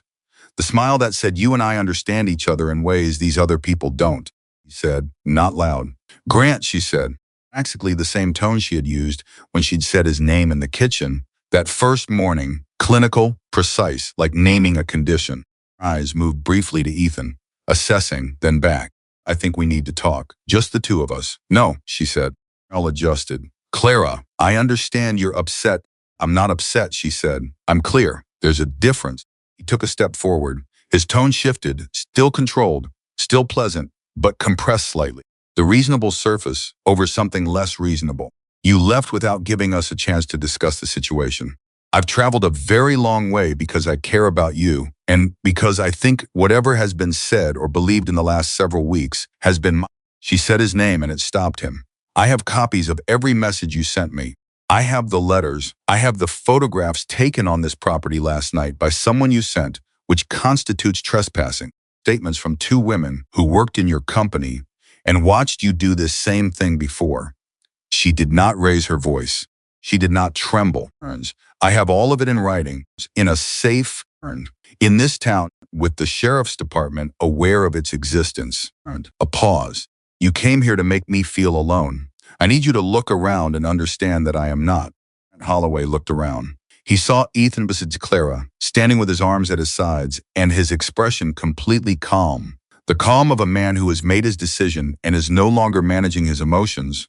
He has simply put them somewhere stable, is now present and ready. He saw Hector Reyes at the fence line, not approaching, not threatening, just standing with his hands in his pockets watching. He saw Dale Burrows' truck parked on the road. He saw at the far end of the drive several motorcycles. He went still. The motorcycles belonged to men who had known Ethan Walker for years, men from the Millhaven chapter, who had ridden these roads since before Ethan inherited the ranch, men who showed up for local emergencies and fixed things and left without credit, and had heard through the dense, efficient communication network of a small Montana community that someone had come onto Ethan Walker's property in the night and left threatening photographs on his kitchen table. They had not been invited. They had come because Clara was part of their community now. And in their understanding of things, that was a sufficient reason. Moving toward anyone. They weren't performing aggression. They were simply present. The way this community was present. The way it had always been present for its own people. Composure developed its first crack. It was small. A flicker in his expression. An involuntary reassessment behind his eyes. He had come expecting to find a scared woman and a rancher who could be handled, and he was standing in front of something that was neither of those things. One of his men stepped closer to him. He held up a hand without looking. "Stay back." Still performing control, he looked at Clara. "This is not over," he said. The quieter now, the private voice, the one he used when the public version had stopped working. The voice that had kept her afraid for 2 years. Clara stood in the cold Montana air and felt nothing. Not relief, not triumph, not even anger particularly. Just clarity, the absolute settled clarity of a person who has stopped being afraid and discovered that on the other side of fear is not emptiness, but solid ground. "Yes, it is," she said. And then Ethan spoke, not loudly, not with the performance of it, just a man speaking from a position of complete certainty about where he stood and what he was prepared to do about it. "You came onto my property last night without permission," he said. "That's documented. You sent threatening communications to my wife over a period of several weeks. That's documented. You're standing on my land right now, and I'm asking you to leave it." Politely. Grant looked at him. The two men regarded each other. Was accustomed to men who had things he could threaten: careers, reputations, financial dependencies. He was accustomed to men who had something to lose that he could use. Ethan Walker had 63 acres of Montana, 12 cattle, 1 aging border collie, and a woman standing beside him who had decided this was worth fighting for. He had a community at his back. He had nothing that Grant Holloway could take. Grant understood this. You could see it happen in his face, the recognition of a calculation that wasn't landing the way it was supposed to. Precise moment when a man who has always gotten what he wanted encounters something that isn't going to move. "My lawyers will be in contact," Grant said. "They know where to reach me," Ethan said. Grant turned to Clara one final time. "You're making a mistake." I looked at him. "I made the mistake," she said quietly. "I've stopped making it." He held her gaze for a moment. He got back in the vehicle. His men got in. They drove. Nobody moved until the rental vehicle had turned off the property road and was no longer visible. Then Hector Reyes uncrossed his arms. Dale opened his truck door and leaned on the frame. At the end of the drive, riders watched the road for another minute, and then, one by one, began to move. Stood very still. Ethan stood beside her. Neither of them said anything for a long moment. Then Clara's shoulders dropped by about a quarter of an inch. Just that much. Just enough to mark that something she had been holding for weeks, for months, for years, if he was reading it right, had been set down. Not finished, not resolved, not guaranteed, but set down for now. She turned to him. Her eyes were bright, and she was not going to cry, but it was close, and he could see it, and he didn't look away because she shouldn't have to manage her expression for him. Try again, she said, through the lawyers. Ethan said, it could get complicated. He waited until she was looking at him fully. I have a land attorney, a sheriff's deputy, 4 of the most stubborn people in Millhaven County, and a document safe full of evidence. What exactly are you afraid is too complicated for us? She looked at him, and this time the fracture in her composure became something else, entirely not a crack but an opening, a genuine and undefended smile that started slowly and became something bright and warm and thoroughly unguarded. The laugh that followed it was short and surprised and real, and it was the best sound Ethan Walker had heard in the 4 years since his mother stopped filling the house with sound. Maybe longer, he smiled back. Not the sideways almost thing from before. Real one. Margaret Hollis's voice came from somewhere behind them. She had apparently appeared at some point in the preceding drama because Margaret Hollis treated property lines as suggestions and had her own views about where she was needed. Well, she said, with the air of someone delivering a verdict she had reached some time ago, about time. I laughed again. Ethan looked at Margaret. Were you here the whole time?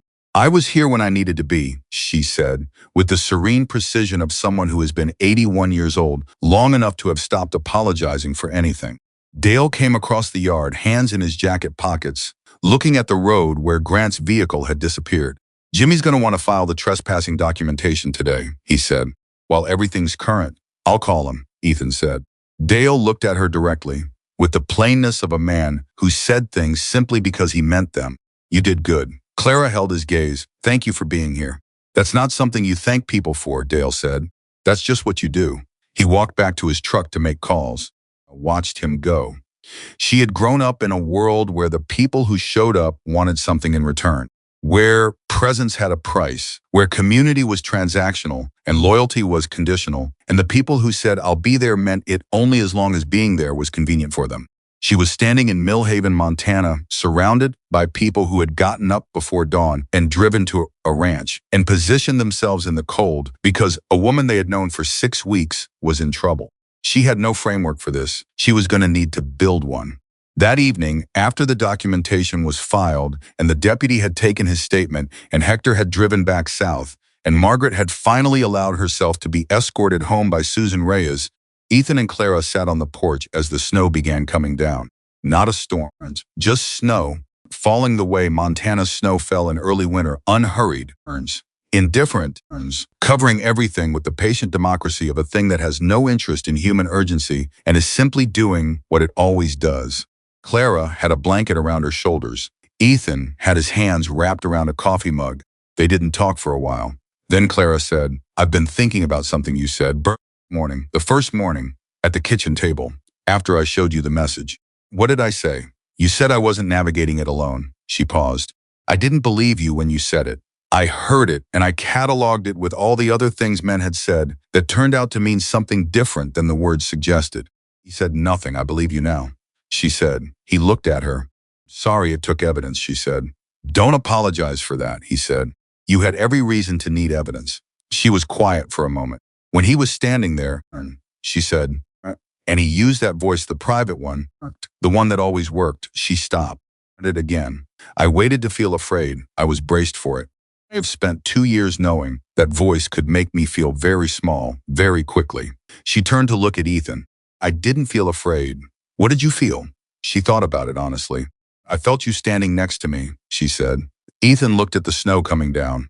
Something moved in his chest that was too large and too complicated for him to address directly right now, sitting on this porch in this cold, And so he did what he always did when he was confronted with something too large. He held very still and let it exist without trying to manage it.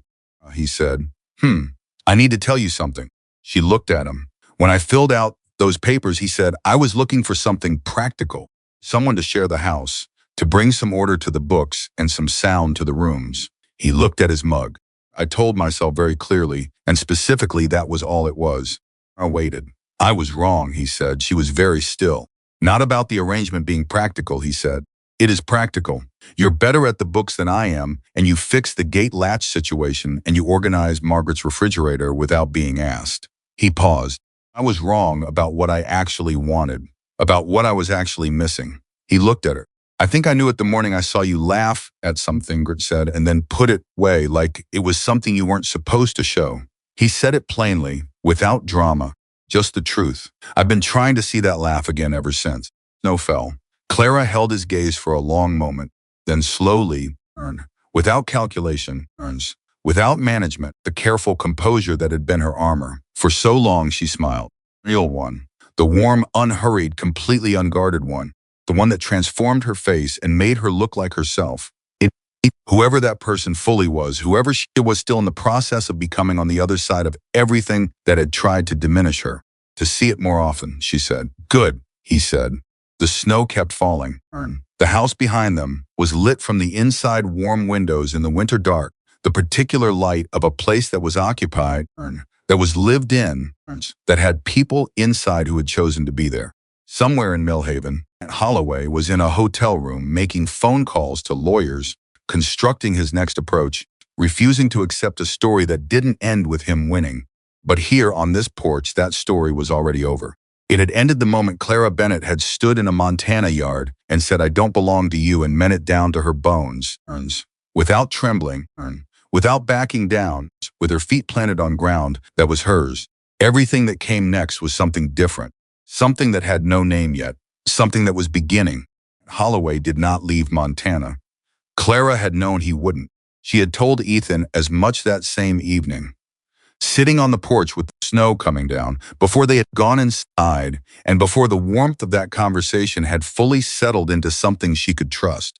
She had said it quietly, almost as an afterthought, because she didn't want the truth of it to ruin the moment, but she also couldn't pretend it wasn't true.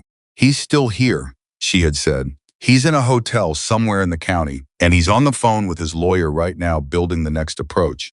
Ethan had nodded. He had believed her. That was still new enough to register. The next approach arrived 3 days later in the form of a letter from a law firm in Chicago, 3 pages, dense with language that was technically civil and functionally a threat.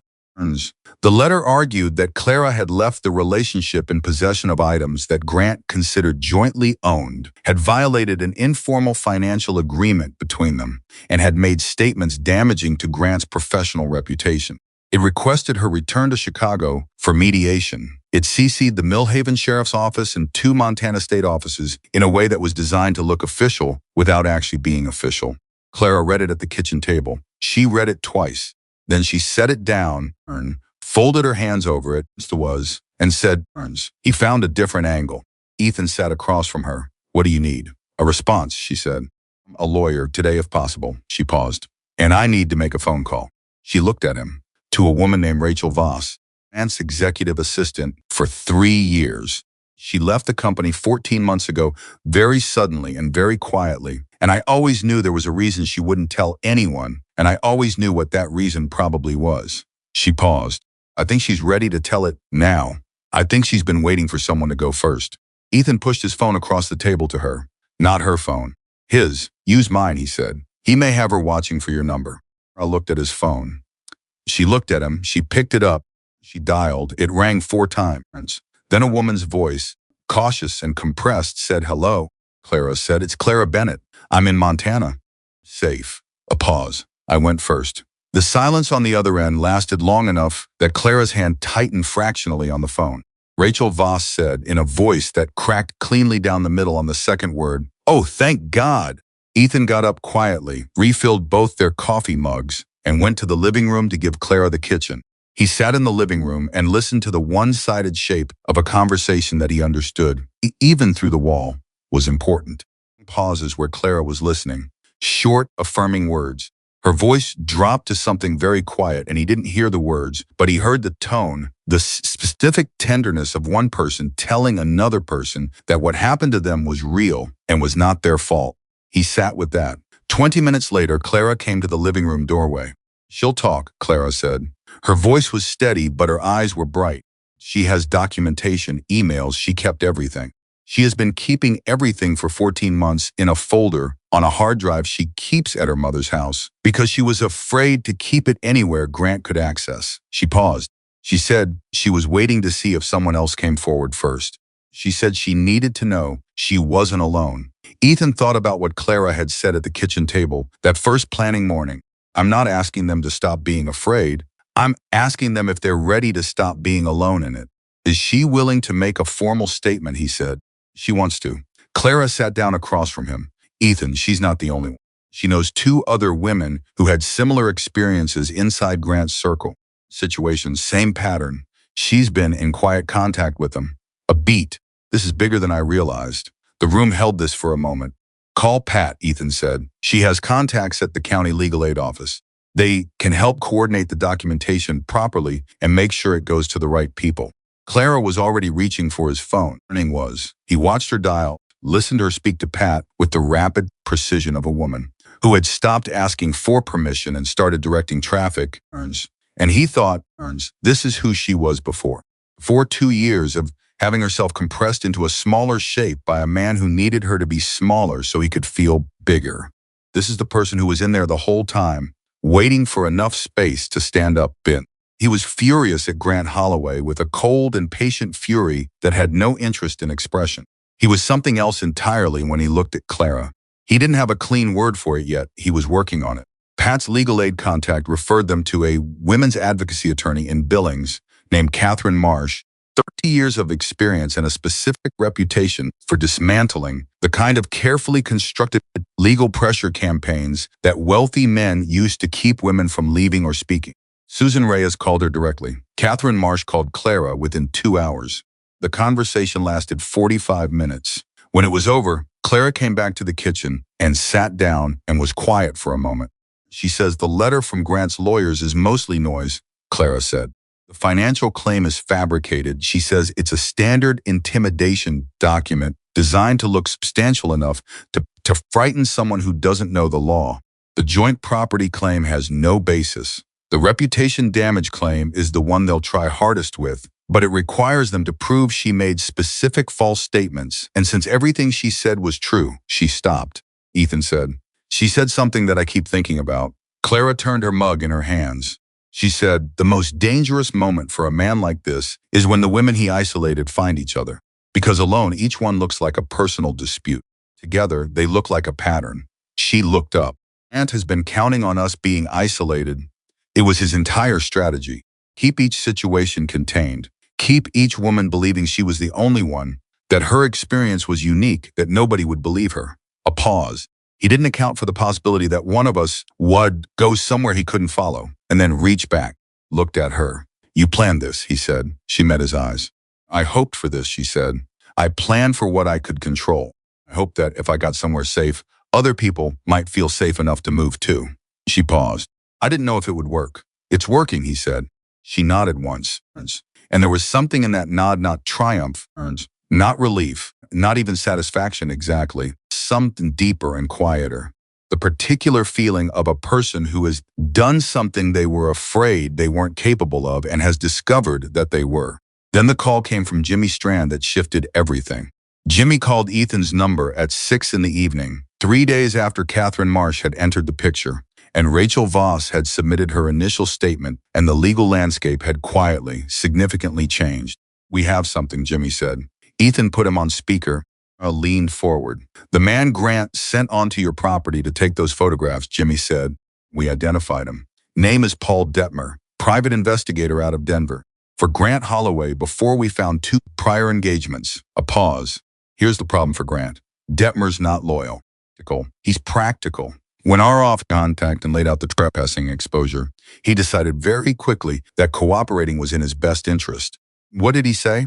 Clara said, "He said Grant instructed him specifically to photograph you in private spaces. Through windows. in situations where you weren't aware, and to deliver those photographs directly to Grant, not through the lawyers. Jimmy paused again. That's not private investigation, Clara. That's surveillance. Depending on how the state statute reads, that crosses into stalking territory. The kitchen went very still. He has everything documented, Jimmy continued. Texts from Grant with specific instructions, payment records, the specific dates and times of the surveillance, which gives us a timeline that overlaps with your anonymous messages. He paused. Catherine Marsh is going to want to talk to you tonight. His hand was flat on the table, not trembling. Pressed down, the way she pressed things down when she needed to feel something solid. Face had gone through several expressions. In rapid succession, the shock of it, particular sick recognition of knowing that what you feared was confirmed, and then underneath both of those, something that was not quite relief but was its structural equivalent. The feeling of a foundation being placed to something that has been floating. He documented it, she said. All of it, Jimmy said. She exhaled, one long controlled breath. Then she looked at Ethan, already looking at her. Call Catherine, he said. She called Catherine. The conversation with Catherine Marsh that evening was a different kind of conversation than the first one. One had been assessment, strategy, possibility. This one was construction, building something real out of the materials that had just arrived. Catherine was focused, rapid, and utterly without sentimentality, which Clara found deeply reassuring. She didn't want sympathy right now. She wanted architecture. She wanted something that would hold. With Detmer's statement, Rachel Voss's documentation, and the original communications you preserved, we have a case that goes significantly beyond civil dispute, Catherine said. He was. I've spoken with the district attorney's office in the county. Interested. What does that mean practically? Clara said. It means Grant Holloway is no longer just dealing with a woman who left him. He's dealing with a potential criminal stalking charge in Montana, a civil case with supporting witnesses in multiple states, and a private investigator who has turned cooperative and has documentation that directly contradicts the narrative his lawyers have been presenting. A pause. His legal team is very good. They'll try to manage this. Managing it now costs him significantly more than it would have 2 weeks ago, and every day this develops, it costs more. It was quiet. What do I need to do? She said. Keep doing what you're doing, Catherine said. Stay where you are. Stay surrounded by people who know the situation. And let me handle his lawyers. She paused, and for the first time there was something in her voice that was almost warmth, breaking through the professional precision. You built this, Clara. You came to a place where you could plant your feet, and you reached back for the people who were waiting for someone to reach back. That's not nothing. That's actually the hardest part. After the call, Clara and Ethan sat in the kitchen. The clock on the wall said 9:15. The ranch was quiet in the way it got quiet. Late at night, the cattle settled, the wind down, the house making its small familiar sounds that Clara now knew as well as she had ever known any place. She knew the particular creak on the third step. She knew the way the kitchen pipes announced themselves at temperature changes. She knew the sound the barn door made when the wind came from the north versus the east. She knew this house. It knew her. I owe you an apology, she said. Ethan looked at her, surprised. For what? For not telling you everything sooner, she said. I kept trying to manage the information. Decide what you needed to know, what I could handle alone. His habit. She paused. Old habit. You told me when you were ready, he said. I told you when I had no choice, she said. That's different. He considered that. Maybe, he said. But I also didn't ask the right questions early enough. I saw that something was wrong, the first drive from the bus station, and I told myself it wasn't my business. He paused. It became my business, and I waited longer than I should have to say so. She looked at him. We both held back, she said. We both held back, he agreed. The clock ticked. I'm not holding back anymore, she said. Landed in the room and stayed there. Ethan held her gaze. Something in his chest that had been maintaining a careful structural tension for weeks, the weight of feeling something large and not knowing what to do with it released slightly, like a rope let out an inch, like a man who has been standing at the edge of something, finally letting himself look down and discovering the drop is not what he feared. Neither am I, he said. They sat with that for a moment. Clara said with the slight deliberateness of someone navigating from an emotional moment back toward practical ground, because practical ground was still the place she felt most competent. The legal process is going to take months. I know. It may get more complicated before it gets simpler. I know that too. Grant is not to accept this without a fight. His lawyers are going to look for every pressure point. They're going to look at this arrangement, this marriage, and they're going to try to argue that it was, he said her name and she stopped. I know what they're going to try, and I know what this is. He held her gaze without qualification. Still, I'm starting to, she said. He nodded. That was enough for now. That was more than enough. 2 weeks later, a second woman came forward. Her name was Diana Collier, and she had worked in the legal department of Grant's company for 4 years before she left, abrupt with no public explanation. She had seen Rachel Voss's statement. It had circulated through the proper legal channels. Small communities of people with shared experiences find each other in ways that formal systems don't always track. And she had called Catherine Marsh's office on a Tuesday morning and said simply, I have emails. I have meeting records. I've had them for 3 years. I would like to give them to someone. Catherine called Clara the same day. Clara was in the barn with Ethan, fixing a water line that had developed an opinion about the dropping temperature when her phone rang. She answered it, listened for 30 seconds, and then held the phone away from her ear and looked at Ethan with an expression he had never seen on her face before. It took him a moment to identify it. It was the expression of someone who has been running a race with visible finish line and has just seen the tape. Anna Collier, she said. He put down the wrench. I'm a lawyer. She has everything. Clara's voice was absolutely steady, and her eyes were absolutely bright. She has board meeting minutes where Grant discussed how to handle what he called the liability of personal relationships. She has emails where his lawyers strategized about the women who had left. She stopped. She has a pattern documented from the inside. It's not individual incidents, a pattern. The barn was cold and the water line was still dripping, and none of that mattered at all. Catherine says, with Diana's material, the civil case becomes a different thing entirely, Clara said. It becomes something a district attorney in another state is going to look at very seriously. He looked at her. What do you need to do? Talk to Catherine. Talk to Diana. Stay here, she paused. Stay here and let this work. He took a step toward her. He took her face in both hands, very gently, the way a person handles something they don't want to break, and he looked at her for a moment with everything he hadn't said yet visible in his face. All the weeks of it, all the careful not quite conversations and the deliberate distances he had maintained and the thing he had been building toward without knowing the name for it. Then he said, it's going to work. She put one hand over his. I know, she said.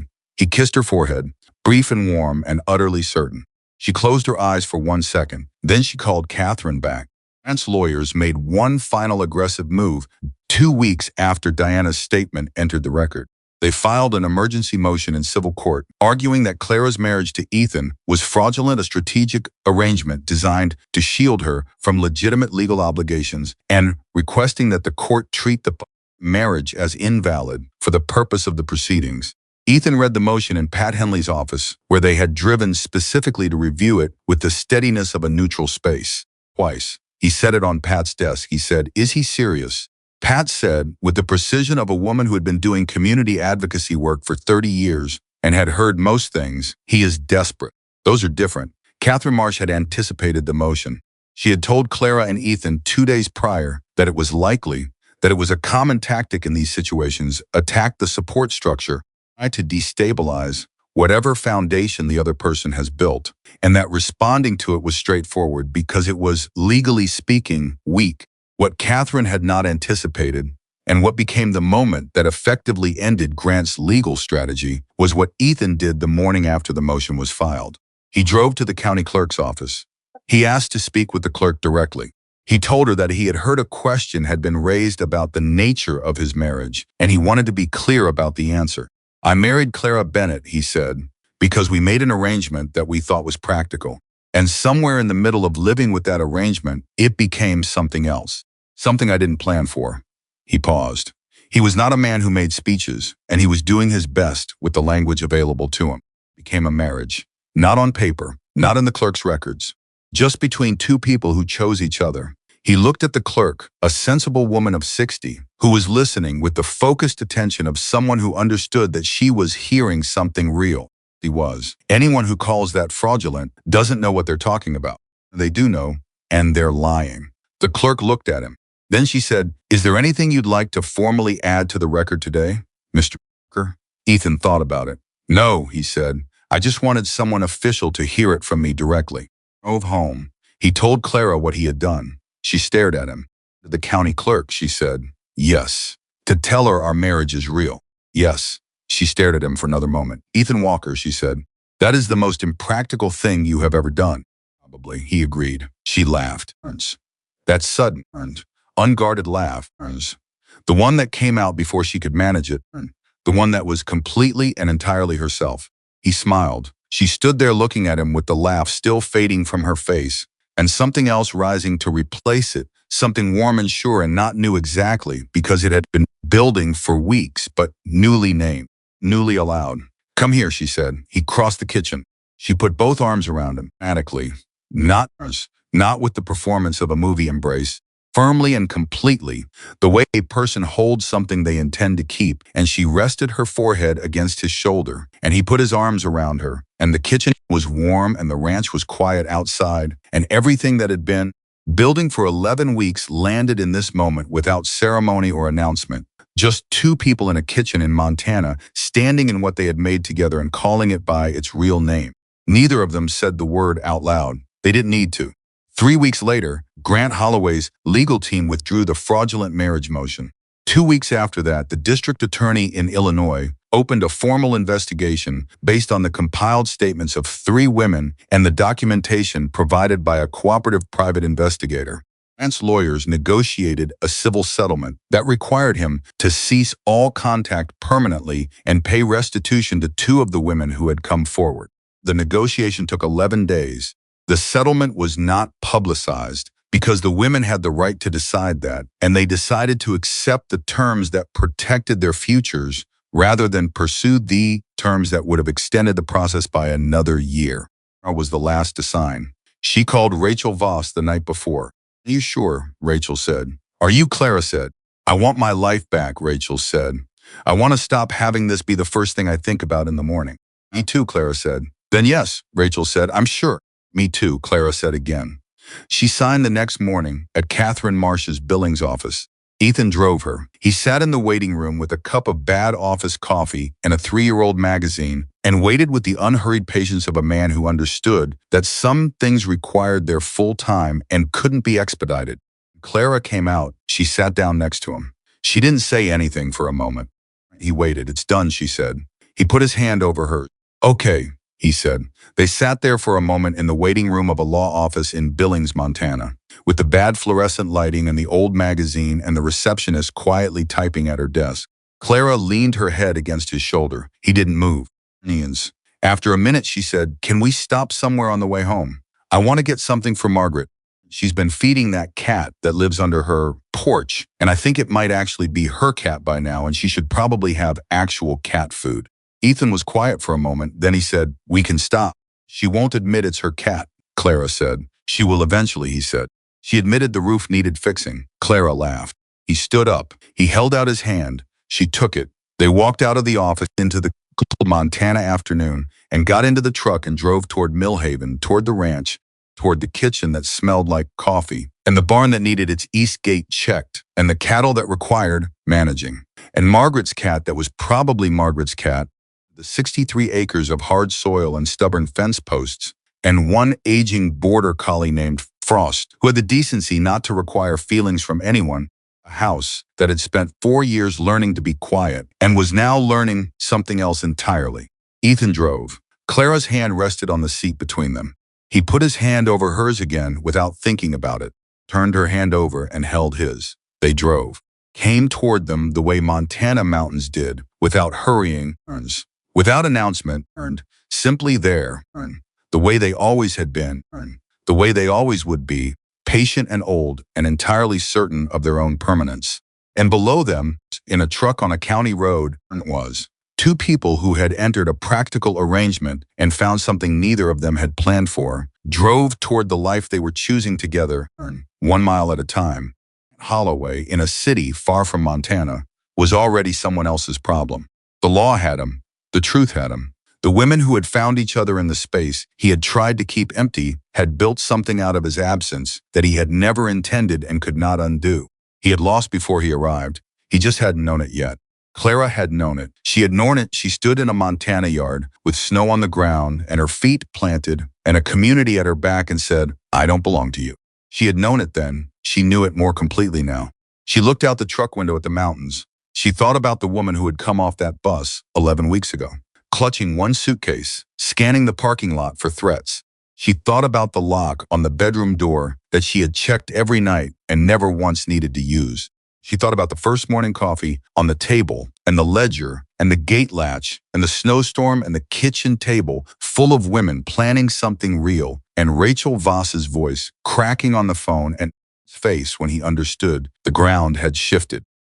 She thought about Ethan saying, I'm glad you're here the first time, almost by accident in the middle of an ordinary evening.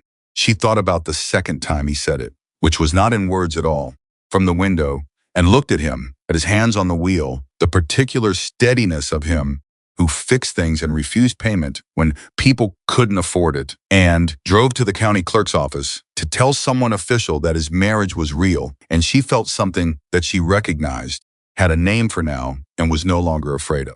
She squeezed his hand. He squeezed back. They kept driving. Anch was waiting. And everything after this was something neither of them would have to face alone. Came to Millhaven. The way spring always came to that part of Montana, not gently, not with any particular announcement, but stubbornly, pushing through the last of the hard frost with the specific determination of something that has been waiting a long time and has finally decided it has waited long enough. Clara noticed it first. She noticed most things first. She came in from the yard one morning in early April, pulled off her work gloves, and said to Ethan at the kitchen counter, the east pasture is coming back.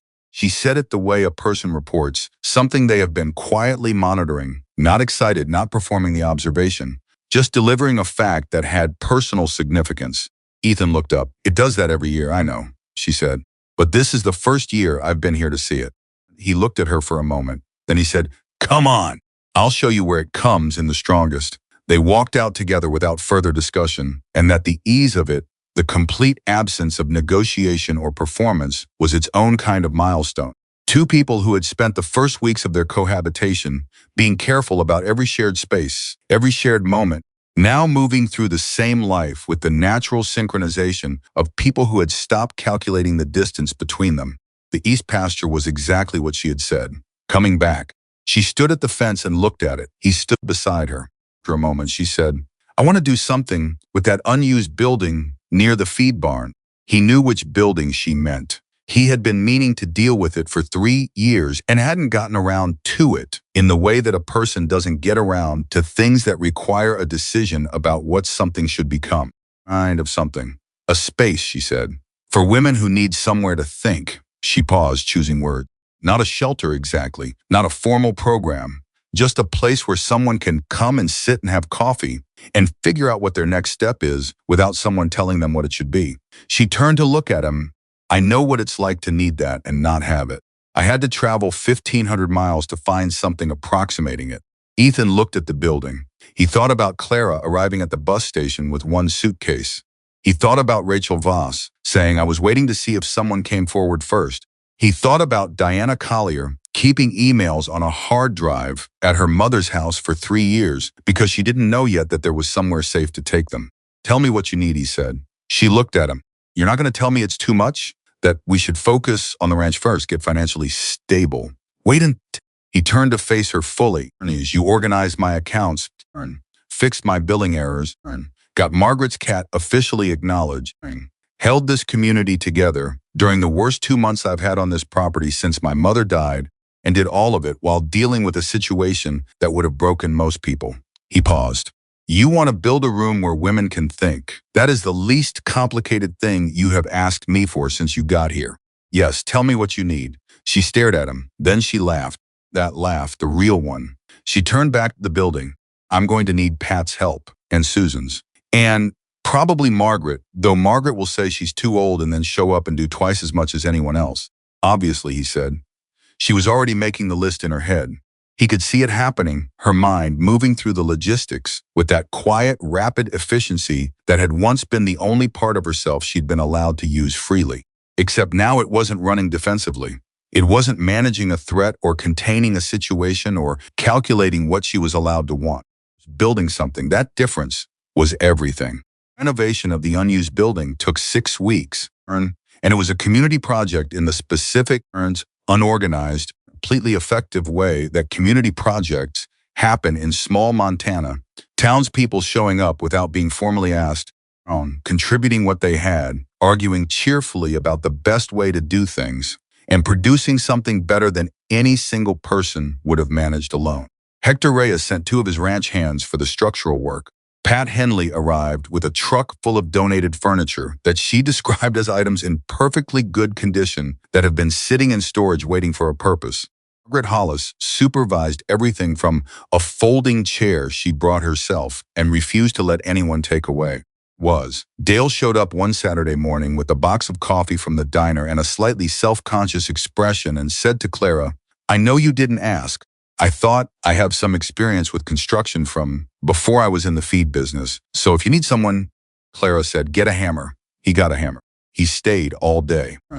The morning they finished, Clara stood in the doorway of what had become a clean, warm, functional space with 4 chairs and a round table and a small kitchen area, and afternoon light coming through 2 new windows, and she was quiet for a long moment.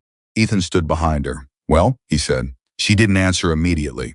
She was doing that thing she did, really looking, taking inventory, measuring what was in front of her against some internal standard. Then she said, "It's right, not perfect, not exactly what she'd imagined." The word of a person who has learned the difference between ideal and real and has chosen to love what is real. He put his hand on her shoulder. She put her hand over his. They stood in the doorway of the thing they had built and said nothing for a moment, and it was enough.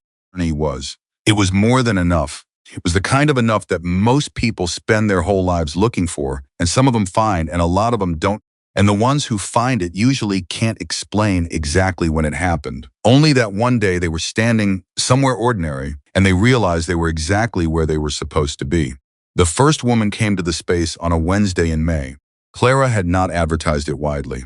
She had mentioned it to Pat, who had mentioned it to the right people, which in Millhaven meant it had reached everyone who needed to hear it within a week. The woman's name was Karen. She was 44 years old. She had 2 children and a situation she described in the first 5 minutes as complicated and in the next hour as something considerably more specific and considerably more serious.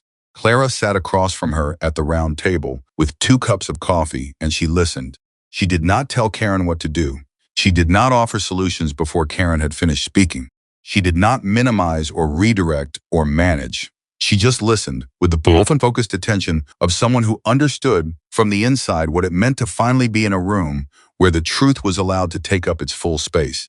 When Karen left 2 hours later, she had a list of contacts, a follow-up appointment with Pat's legal aid colleague, the particular expression of someone who has set something down that they have been carrying alone for too long. Sat at the round table after she left and was quiet for a long time. Ethan found her there when he came in from the barn at noon. He looked at her face. "How'd it go?" he said. She looked up. "She reminded me of myself," she said, "about a year before I left. Still not sure she had the right to leave. Still running the calculation of whether what she was experiencing was bad enough to justify." "Is she going to be okay?" he said. "I think so." Clara turned her coffee mug in her hands. "I told her something I wish someone had told me." She paused. "I told her that she didn't need to wait until it was bad enough. She didn't need to earn the right to leave by accumulating enough damage to prove the case." She looked at Ethan. "She's allowed to leave because she wants to. That's sufficient." Ethan sat down across from her. "Is that what you needed someone to tell you?" he said. She said simply. Without decoration, he nodded. She reached across the table and took his hand. He held it. The room was quiet around them, the room they had built together, that other people had helped build, that was now doing the work it had been built to do. And outside the ranch went on being a ranch, the cattle in the pasture, and the fence along the east boundary with its properly latched gate, and Frost, making his unhurried rounds with the dignity of an old dog who had outlasted everyone's expectations. In other words, ordinary and specific and entirely theirs. One evening in late summer, they sat on the porch the way they had taken to sitting on the porch in the evenings, not by arrangement, not by habit exactly, by the natural gravity of 2 people who had discovered that the same time and the same place suited them both. sky was doing something extraordinary, the way Montana skies did when they decided to remind you of their scale. And neither of them talked about it because it didn't require comment. After a while, Ethan said, when you arrived, I thought I was giving you a place to stay. Clara turned to look at him. He kept looking at the sky. I had it entirely backwards. She was quiet. You were the one who gave me a home, he said. The words landed in the evening air between them and stayed there. Clara looked at him for a long moment. She took in the profile of him, the man who had handed back her suitcase without question, who had put a lock on her door and given her the key, who had sat across from her at 5 in the morning, with her fear between them on the table, and said, "You're not alone in this house," who had driven to a county clerk's office to tell someone official that his marriage was real, who had said, "Tell me what you need," when she described a room for women who needed somewhere to think, and had meant it without condition or asterisk or hidden cost. She thought about what she had been when she arrived. Suitcase, one direction, running. She thought about what she was now. "I came here looking for somewhere safe," she said. She took his hand. "I didn't know I was going to find somewhere I belonged." He looked at her then, fully, the way he had learned to look at her, without the careful management of it, without the deliberate distance he had maintained through the first weeks.